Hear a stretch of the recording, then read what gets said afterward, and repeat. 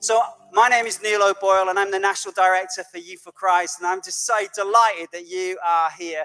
I don't know about you, but and Lynn, apparently, I'm just so incredibly blessed and just so moved by our staff and by our volunteers and by their passion and their love and their commitment and their excellence in communication and what they do and who they are. It's just so incredibly moving. So what would normally happen at a commissioning moment like this is that someone like me would get up and we would speak enthusiastically about the mission, and we'd be rah, rah, this is how we're going to change the world, and this is how we're going to do it. We're going to chase after every young person, and we're going to see him come to know Jesus, and it's going to be amazing, and it's going to be incredible. And we would cite our tagline, which has been cited I don't know how many times already today, which is we're about seeing young people's lives changed by Jesus. That is what we would do at a moment like this. But actually, I'm going to take a slightly different direction with you this afternoon, if I may. I'm going to ask a question and try and answer it. And the question is, why? Why do we want to see young people's lives changed by Jesus? Why is that even a thing for us? And if you're here from a non-church background, if you're here and you're not really connected to church, and actually this must seem a little on the weird side.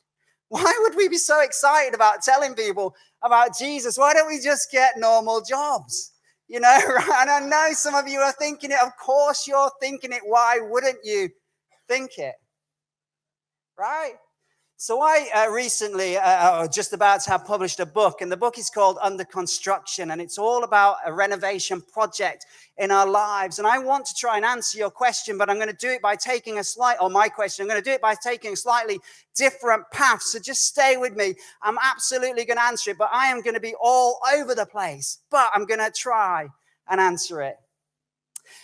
When I was growing up, at the end of our street was a house. It was a derelict house. It was abandoned. It was a mess. And my parents would grumble about it. My brother said, in that house is a spirit, and it's a ghost. And it's the ghost of the previous owner who was killed in his bed.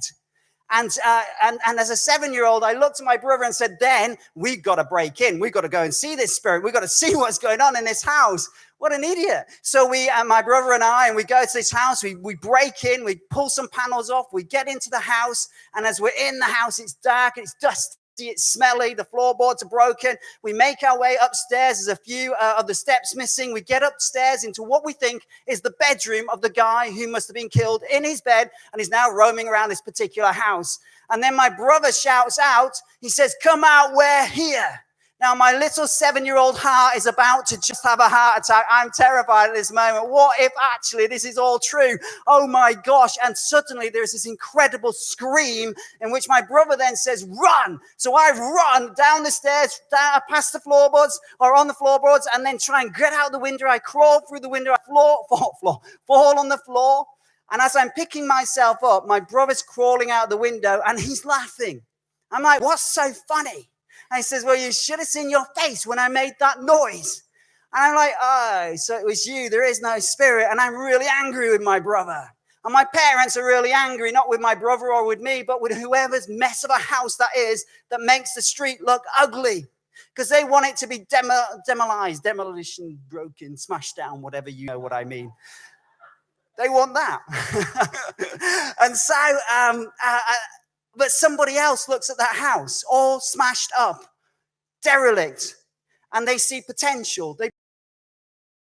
They renovate it into something spectacular. They see something in that house that nobody else could, and they turn it into something amazing. Hold that thought. So Joy and I, my wife, and our children lived overseas for a long period of time. We came back 4 years ago. We've never owned a house. 2 years ago, we buy a house. We're so excited. Within 6 months of buying our house, we wondered why we'd done it. There's all sorts of problems that are developing. There's a leak in the roof.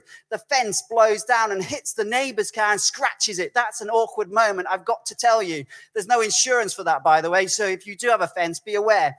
There's cracks developing. There's all sorts of things happening. There's damp. It's just a disaster. And then we get someone in to look at the cracks, and he kind of chisels away. And that's actually my house right there. And he chisels away. And there's this brickwork, and you can get 3-4 fingers in there. So we have the structural engineer come along and says, oh, yeah, you got subsidence. Your house is literally splitting in half. Now, that is not a good day. When you hear that, you're not excited. I wasn't excited. I'm like, whoa, that's good, isn't it? Not many people have their house split in half. I'm like, oh, no. And so he says, the structural engineer says this, he says, the problem is that it's been like that for some time. It's just been hidden. And that's interesting, isn't it? That things may go on for some times, but they're hidden. And I want to ask you a question. What if, metaphorically, your life represented a house? How would you describe it? You might say great on the inside, not so great on the outside. Or you may say amazing on the outside, not so great on the inside. You may say, well, the boiler's on the blink, so I'm not as warm as I could be. Or the floorboards are cracked and I'm kind of get irritated a bit. I don't know how you would describe yourself. But it's an interesting question to ask. And what if the architect turned up to your actual house, not your metaphorical house, but your actual house? Now, our house is 1890, so I'm pretty sure he's dead. But what if the architect turned up? What would he or she say? So for us who are Christians, and I recognize some in the room are not, so actually some of what I'm saying is kind of weird, but that's okay, just go with me. For us who are Christians, we believe that we were designed, created by God, and that God created us to know him. Now, whether it took 7 days or 7 billion years or trillion years or however many years you want to imagine it would take to make life happen, we believe that we were created by a God who wants us to know him. And Genesis 1 says this, 26, it says that we were made in the image of God. Now, without getting too technical with you, that's a problem, isn't it? Because God is supposedly spirit and has no form. We are physical, we have form. Therefore, how can we be made in the image of a God that you cannot see, touch, or feel? How does that even work? Well, the Hebrew word, which the Old Testament was written in, actually when translated, is the word print. And it's God's print upon us. His DNA is pressed on us. We hold some of his character. So that's kind of interesting. Because if we go back to the metaphorical house image, it doesn't matter whether your house is falling to pieces. It doesn't matter if the door's hanging off its hinges. It doesn't matter if windows are smashed. Because to him, you are loved and you are precious, and he sees incredible potential in and through you. So when I was 16, and those who work for Youth for Christ could actually get up here and tell this story. They've heard it so many times, but I make no apologies because it's a good story. So when I was 16, I came from a very dysfunctional, broken home where things would kick off all the time. And there was a lot of anger in our house. There was a lot of anger in me. And I remember being ranked 3rd in the country at martial arts. And I'm having this one particular fight. It's against the British champion. And I am ahead on points. I have nailed him and I'm going to be the British champion. But I didn't care that day because I wanted this guy to remember me for the rest of his life. And so I had a particular move that my sensei teacher had said, don't ever use that move because it's not good the way you use it. I'm like, In the middle, I want you to remember me. And I took and I used that move and I hit him so hard. He hit the deck and was on the mat. I was kind of sent to the corner. An ambulance came. He was rushed to hospital with a suspected broken neck, swollen brain. And he didn't die, but he does remember me. And I had a lot of anger. And I remember on New Year's Eve at 16 years of age, a knock at the door. My dad opens the door and the authority's there. And dad calls me down and says, these guys want to see you. 16 years of age, I'm taken away because they say you are a risk to yourself and you are definitely a risk to society. And I didn't much enjoy being taken away to an at-risk center where all my freedom was taken from me. And eventually they let me out and they say, well, we're going to let you out, but here's the deal. You're going to be back in here because you're a mess. So not too dissimilar to the story we heard from Grace earlier on, where something negative is spoken over someone. I go home and I'm angry and I'm fed up and I don't want to go back to that place. But anyway, I'm sat there and I have this one guy who just keeps calling saying he wants to see me. I don't much care for him, but I say, okay, let's meet up. We'll go out. The idiotic thing is I didn't decide where we were going to go or nail that with him. We get in the car. I think we're going to Mackey's. We end up in the back of a church hall, which is not the place I want to be. And it's an event run by something called Youth for Christ, which I think is a cult. I'm like, what is this? And there's a band that comes to the front and they're singing some weird songs, not like our band. Our band's amazing. But they're singing weird stuff about blood and the redeeming sacrifice. What does that mean? I mean, what does it mean? Preacher gets up, preaches, I zone out, and then comes that last line that you will have heard at any kind of meeting like that, which is, is there anyone here tonight who doesn't know Jesus as Lord and Savior, then they can do so. And I remember thinking that made no sense at all. And who teaches people to talk like that? It's so weird. But there's something in it about God and giving him your life. And I remember praying, saying, okay, God, I don't know if you exist. But if you do, you can take my stupid, pathetic life. Because if you don't, I will. And I don't know exactly what happened in that moment. But whoever I just communicated with not only heard me, but responded and turned up. And I was in the very presence of the God that I just communicated with and to. And I left that place a totally different person. Why? Because Jesus said, I have come to heal the brokenhearted, set the captives free, and release the oppressed. I've come in order that you might have life in all its fullness. So here's the deal. The architect didn't just turn up that day. The architect moved in. And there's a book in the Bible called Revelations. Revelations 3:20 says this. Jesus says, I stand at the door and knock, and whoever opens that door, lets me in, I will come and eat with them. And becoming a Christian is about opening a door and let Jesus inside, and he comes and he literally lives within us. In Ephesians 3:17, Paul writes this. He says, I pray that Christ will make his home more and more in your life. So there's something going on here where actually it's not about standing at a distance, it's about moving in and making change. And so I went on a lifelong journey, and it's a journey that's still happening. And what happened from 16 onwards is that I grew massively in my new faith. But I was growing disproportionately in some way, because in some areas I was growing massively, but there were some character things that needed dealing with that wasn't growing, and the whole thing was kind of skewy.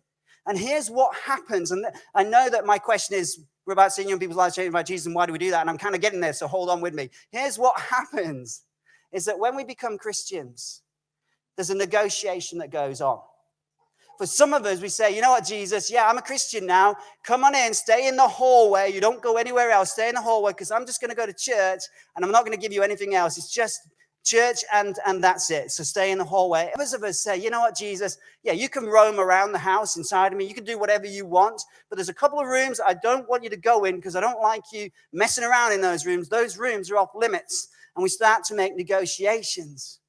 But if we really want to change, if we really want to see transformation, it comes by us saying, actually, you're going to have total freedom to move wherever you want, however you want.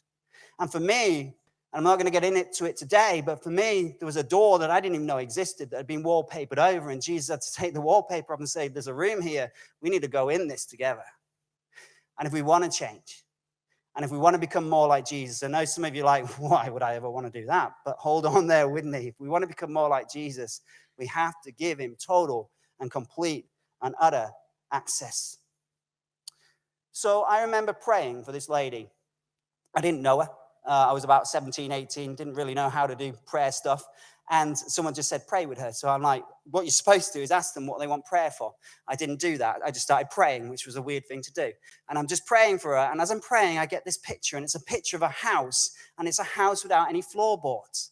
And after I finish praying, I say, hey, I had this picture, and it's a picture of a house without any floorboards, in which she visibly starts to react. I'm like, are you okay? And she said, yes, but I had a dream this week, and it's a dream that's been on repeat, and I've had it every night, and it's a house without any floorboards. It's the same dream that you have just described. And in the Bible, there's a story, and you will know it probably, whether you're churched or unchurched. And it's a story about a man who builds a house, and he builds it on the sand on the beach. And when the storms come, the house falls down. But there's another guy who builds his house on a rock, and when the storm comes, the house remains. And it's important that we have our foundations right. And one of the first things that Jesus does when he comes into our lives is he pulls up old floorboards and he lays new ones. Because the narrative we often have about ourselves, about the world around us, isn't always correct. You see, there are two universal questions out there. It doesn't matter who you are. It doesn't matter what your background is. It doesn't matter what country you're from. It doesn't matter which century you were born into. You will ask these two questions at some point, sometime, if not on a continual basis. And they are, who am I and do I matter? And the way in which you answer those two questions will determine how you see yourself and the floorboards that have been laid. And if we don't have the correct perspective of who God is and how he sees us, then the truth of the matter is we won't have a true perspective of how we see ourselves. And so Jesus comes in and he addresses those issues of how we see ourselves and the world around us. And once he's laid the floorboards, he moves around the house and he wants to look into some rooms which are locked, some rooms where the curtains are closed and where the lights are off, because there's stuff in those rooms that actually we don't want anyone to know about. And he wants access into those places. And I remember just after becoming a Christian, going to my friend's house, and I only knew one Christian song, and it was a weird song. It was Kyrie eleison, look around you, what do you see? And I only knew one line of it, and it's such a weird song, isn't it? Kyrie eleison, look around you, what do you see? And I kept singing this song out loud, and he was getting irritated. Who wouldn't?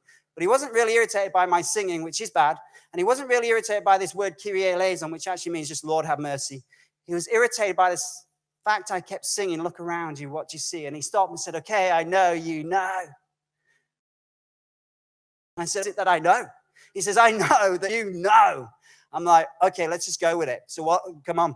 And then he pulls from under his bed a huge pile of pornography magazines. And when I was singing that song, look around you, what do you see? He was convinced that God was saying, hey, scan out his room, see what's in it. Now, I'm not sure what was happening in that moment, but it certainly touched him. And there are many of us who live our lives where we got doors that are closed. We've got lights that are off. We've got curtains that are jammed shut.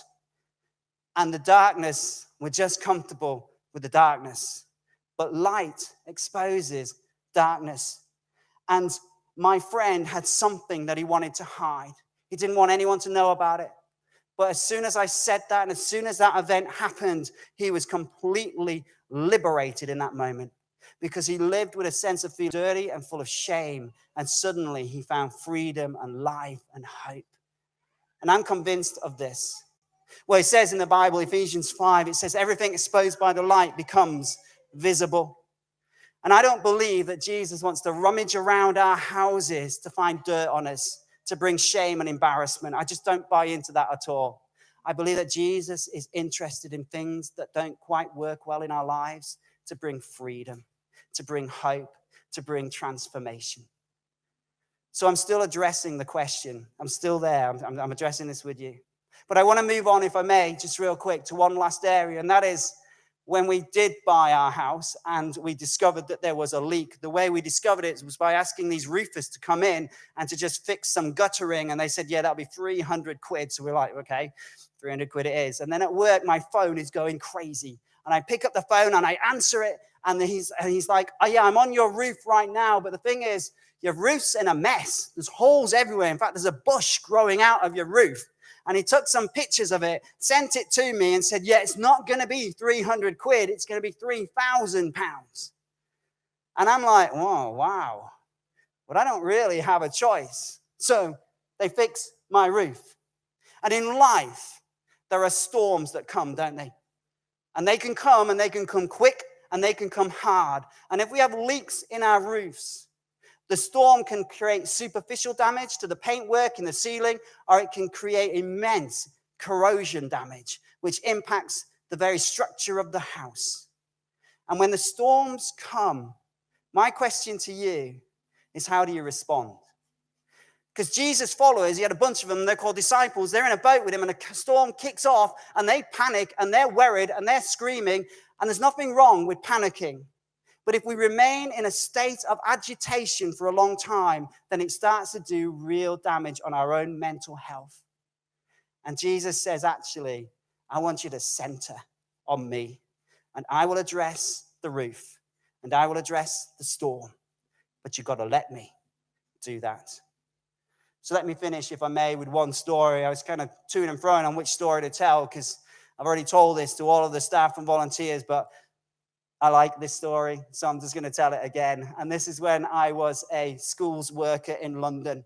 And we would get into all sorts of schools, and they were all rough schools because the teachers didn't want to teach in those schools because they were just chaos. It was, just total and utter manic environments. So bringing you for Christ, let them have these 30 dysfunctional kids for half an hour.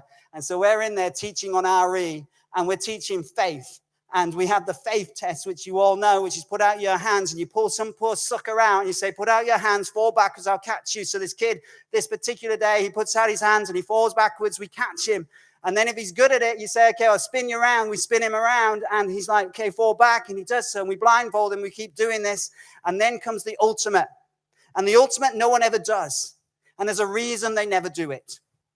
And the ultimate is where I stand in front of them and they got their hands out and you say on the count of 3, I want you to fall backwards and I'm going to run under your arms and I'm going to catch you and you'll be okay. Do you trust me? Now, no kid has ever done this.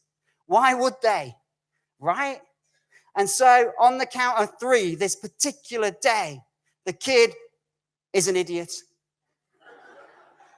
And he starts to fall backwards. And I'm in front of him. Now, what is supposed to happen is that one of my year outs, anyway, one of my year outs is supposed to be on the front, real close, watching and jump up and catch the guy if this ever happens. But because it's never happened, he's no reason to think it's going to happen this day. So he's looking out of the window. And this kid is falling backwards. And I'm thinking, oh my gosh, I run forward to grab him. Gravity takes over. I'm falling as well. The two of us are falling together. The year out guy sees what's happening, jumps out of his seat, lifts his knee. Don't know why he did that. Knees the kid in the back of the head. I then headbutt the kid in the front and then fall on top of him. This wasn't the vibe we were going for. I get up and the kid's crying. And we're like, oh, he leaves the classroom crying. Now, it's really difficult to talk about putting your faith in someone when you've literally just dropped them. So here's the thing, and I'm coming to an end. Jesus says, I'll never leave you, and I'll never forsake you, and I'll never drop you. You got to trust me. But it's not just saying that everything in life is going to be okay, because it's not always going to be okay, because the storms are going to come. And the Bible tells us the storms are going to come and they're going to hit our lives, and they're going to hit our lives real hard. But he says, trust me in the storms, because I got you. So I got you. So why did I tell you all of that? Well, because the reason we want to see young people's lives changed by Jesus is because we believe that Jesus comes in and he transforms a person's life completely. And they turn into someone completely different to the person they were before. They become the best version of themselves they could ever be because God has created them that way. But until we give them complete access to Jesus for him to walk around, they'll never truly be fulfilled. And the reason we're commissioning a whole load of people today is because we believe that the more people who can tell young people about Jesus and give them the opportunity to experience him, the more lives will go under construction and be completely changed by the maker of the universe. So, if I may, I'm going to ask you, if I may, a few questions, because today is definitely for our staff and it's definitely for our volunteers, but it's also for you. And we're just so delighted you're here. And so I'm going to ask you 5 simple questions. And my first question is this. I wonder if you've actually answered the door to Jesus, who every moment of every day stands outside, hoping, longing, desperately wanting for you to open that door so that he can come on in. And I wonder if you have let him in, whether you'd allowed him to address the floorboards in your life. And whether actually some of the things that you built your life on are a little bit wonky because the way in which you see life isn't truly centered on the way that he sees you. And I wonder if you've allowed him to walk into areas and give him full access and to open locked doors, turn on lights, and bring things that are in the darkness into light so that you can live in freedom.